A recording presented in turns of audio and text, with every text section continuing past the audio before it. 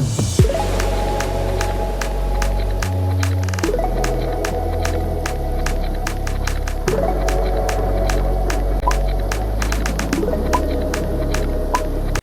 everyone! Welcome to my channel, and for today's video, pag-uusapan natin or magre-review tayo ng fragrance mist.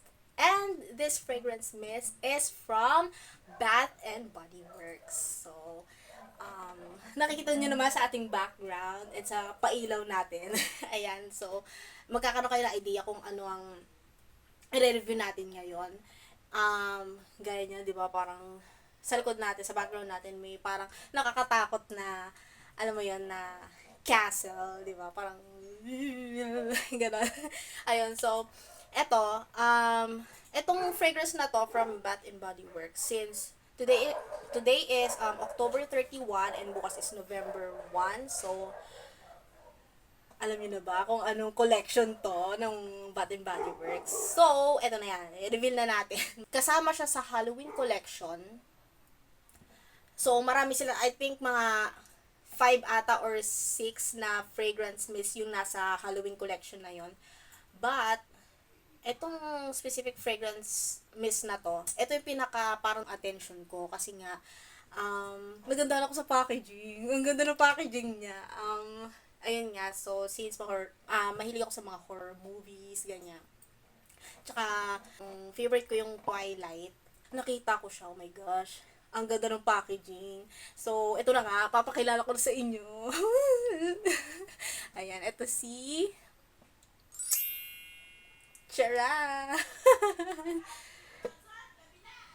This is Vampire Blood. Yes, Vampire Blood from Bath and Body Works. So, ayan. Appreciate nyo lang muna yung packaging. Yan. Para malaman nyo at magets nyo kung bakit nga ba ako napabili nito kahit na gourmand girly ako. Yes po. Pagdating po sa mga pabango, sa mga scent, mahilig po talaga ako sa gourmand. Ito, hindi siya gourmand ha. Since napag-uusapan na natin yung packaging, so, yun nga, i-review natin yung packaging. Ang ganda niya. Ano siya, di ba Vampire Blood yung name niya. Yung liquid niya sa loob, mukha talaga siya at kulay talaga siyang blood. Kaya gandang-ganda ako sa kanya. Para siyang cherry red or wine yung kulay ng liquid niya. Tapos may paganyan pa siyang rose. Ayan o. Ayan o. Teka, masyado kasi maliwanag eh. Ayan. Sa pagkakaalam ko ha, last year pa to or 2 years ago nilabas. Kaya sabi ko talaga, ang nakita ko kasi, may clear na sila ng Vampire Blood na yung clear yung yung cap. Eh sabi ko talaga doon sa binilhan ko since nga collector ako ng mga gantong sabi ko talaga doon sa binilhan ko, please po kung hangga't maaari sana nga yung black yung cap yung makuha ko no or yung maibigay sa akin kasi nga sa totoo lang binili ko lang talaga siya dahil sa packaging niya. Though may mga napapanood na akong mga reviews sa kanya na yun nga, na ganito ganyan, hindi nga siya amoy gourmand or hindi siya pasok sa taste ko. Pero again, binili ko siya dahil lang sa, nagandala ko sa packaging niya. Ayun. So, now, sa scent naman tayo. Or yung sa may amoy niya, ganun. So, ayun, based sa, niya, ako, masasabi ko, mabango siya, ha? Mabango siya. Ganito. And nga pala, tawag dito. Yung liquid niya, 'di ba? Siya? Parang wine or bloody red talaga yung kulay niya. Pag ginamit nyo pala to, yung nito, ito papakita ko sa inyo. Wait lang.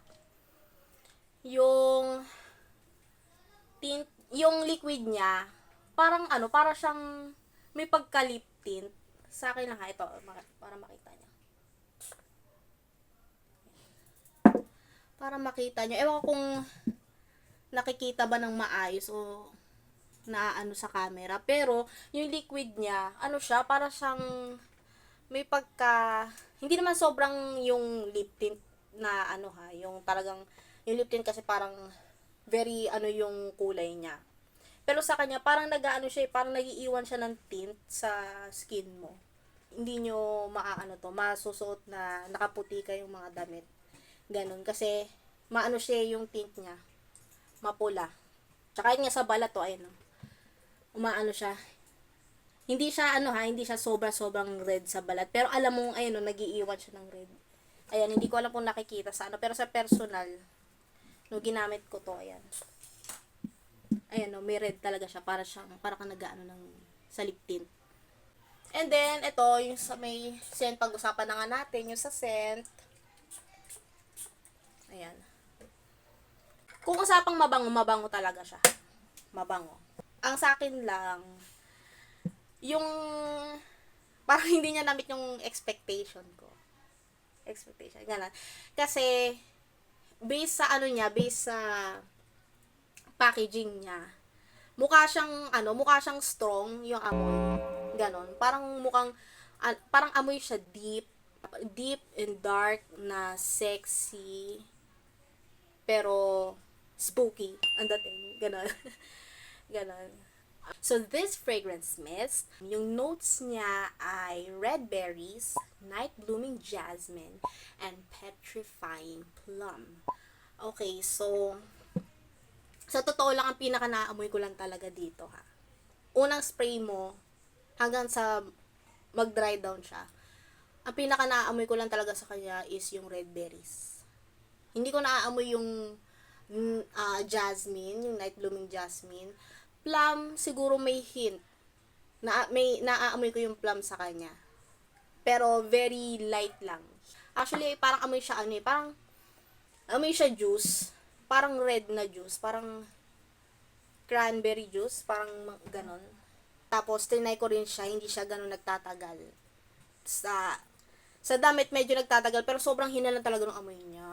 Yun lang talaga yung ayoko sa kanya. Kasi nag-expect ako ng malala sa kanya nga na, ayun nga, na magtatagal yung amoy niya, tsaka strong yung amoy niya. Ayan.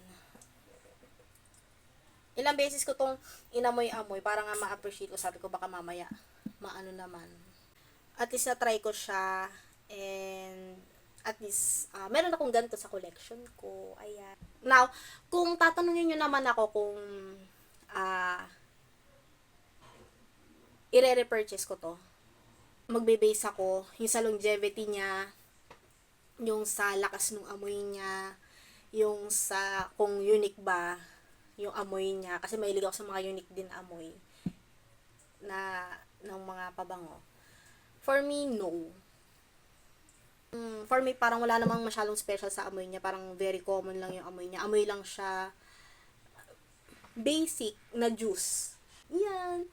Ayan lang. So, overall, kung i-rate ko siya, out of 10 ha,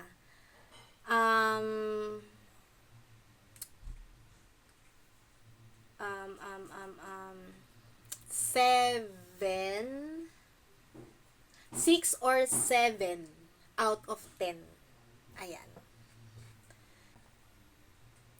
Ayun, so, kayo kung gusto nyo ng Vampire Blood, go ahead. Mabango siya. So, try nyo na rin. Lalagay ko na lang yung link nung shop na pinagbilang ko nito sa Shopee.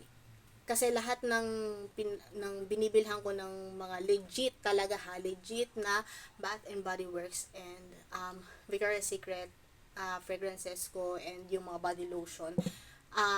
Sa Shopee ko talaga nabibili kasi doon yung maraming legit na ilalagay ko na lang sa baba sa description box kung saan ko nabili to.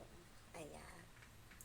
So, kung ako sa inyo, mag-collect na rin kayo. Ayan. So, kung interesado kayo sa kanya, ayan, go lang. Ayan. Ayan, kung ganyan yung mga tipuhan yung amoy.